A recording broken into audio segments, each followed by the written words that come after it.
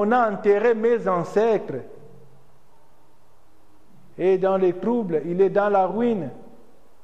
Il n'y a rien qui ne va là-bas. Mais il dit, mais qu'est-ce que tu veux? Et il dit au roi, non, mon roi. Il dit, qu'est-ce que tu veux? Et si tu y allais, combien de temps tu vas passer là-bas? Néhémie qui lui dit que si tu le veux, je vais aller faire un travail et je reviendrai. Et puis il a donné au roi un délai pour lui dire que ça, durant ce délai, je peux faire quelque chose. Et parce que c'était quelqu'un qui avait beaucoup prié, c'est quelqu'un qui priait beaucoup pour son peuple. C'est quelqu'un qui priait beaucoup pour son pays. C'est quelqu'un qui priait beaucoup pour l'intervention divine. Dieu lui a écouté. Les rois avaient une réponse favorable à lui. Et Néhémie était maintenant content pour aller bâtir l'œuvre de l'Éternel. Voyez? Et lorsque il est allé commencer le travail qu'il faisait, la parole de Dieu nous dit que, quand nous lisons dans Néhémie 2 au verset 20, la parole de Dieu nous dit ceci. S'il faut commencer un peu, au lieu de 20, on peut commencer à 17. À 17, il dit,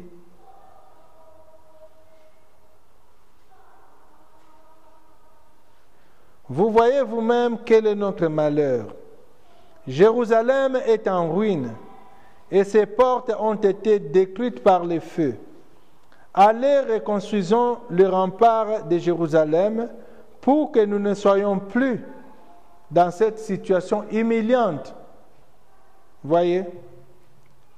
Je leur raconté ensuite comment la bienveillance de mon Dieu avait agi pour moi avec bonté. Et je leur rapportais ce que les rois m'avaient dit. Ils s'écrièrent aussitôt, lèvons-nous et effectuons les travaux de construction. Ainsi, ils prirent le courage pour réaliser cette belle œuvre. Mais quand nous allons vers 19, on dit, lorsque Sambala, les Horonites, Tobija, son adjoint ammonite et Gersham, l'arabe, l'apprirent, ils se moquèrent de nous. Ils se moquèrent de nous et vinrent nous dire d'un ton méprisant, qu'êtes-vous en train de faire? Vous voulez vous révolter contre l'empereur? Mais je leur dis, le Dieu du ciel fera réussir notre entreprise. Nous, ses serviteurs, nous nous mettrons à l'œuvre et nous reconstruirons la ville. Quant à vous, vous n'avez aucune propriété ni aucun droit dans Jérusalem, et personne ne se souviendra de vous avec considération. Voyez? Donc là, vous voyez que Néhémie exhorte ses compatriotes pour dire que si nous reconstruisons les remparts de Jérusalem, nous ne serons plus dans cette situation humiliante. Il y a aujourd'hui une situation humiliante pour le peuple de Dieu. Il y a aujourd'hui une situation humiliante pour notre communauté. Il y a aujourd'hui une situation humiliante pour nous-mêmes. Mais qu'est-ce que nous devons faire? Les démarches de Néhémie étaient claires. Il est allé trouver les rois parce qu'il sait que si les rois permettaient que les travaux s'effacent et avec l'aide de l'Éternel, cela arrivera. C'est-à-dire qu'on cherche d'abord la paix là où on est et on cherche la grâce de Dieu. Néhémie est allé voir le roi pour lui demander si c'était possible de reconstruire ces murailles. Et lorsqu'il a parlé à ses compatriotes, Ses compatriotes étaient contents.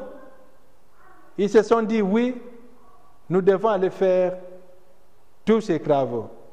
Mais voilà que la parole nous montre que ne pensez pas que quand vous priez et que Dieu vous accorde une occasion pour édifier un travail, ne pensez pas que tout le monde sera content, parce que l'ennemi va encore entrer dans d'autres personnes pour venir empêcher ce que vous voulez faire. Regarde ici. Des gens qui avaient aussi une certaine autorité derrière les rois, sont venus pour empêcher l'œuvre que Néhémie devait bâtir. Si nous voyons dans Néhémie 4, les versets 1 et 2, il dit: lorsque Sambala, Tobija, les Arabes, les Ammonites et les Asdodiens apprirent que la restauration des murailles de Jérusalem progressait et que les brèches de Jérusalem commençaient à être obturées,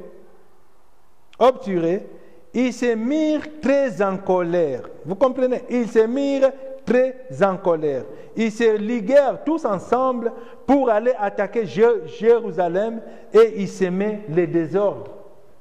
C'est ça le vrai problème. La lutte est toujours là. Les rois leur ont accordé une faveur, mais il y a des gens qui veulent vous voir dans l'humiliation.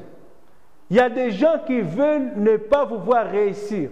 Il y a des gens qui veulent vous voir dans la détresse. Comme ça, et ils seront contents. Peut-être que votre malheur fait leur bonheur. C'est tout ce qu'ils veulent. Ils ne veulent pas que vous puissiez vous relever. Ils sont en colère.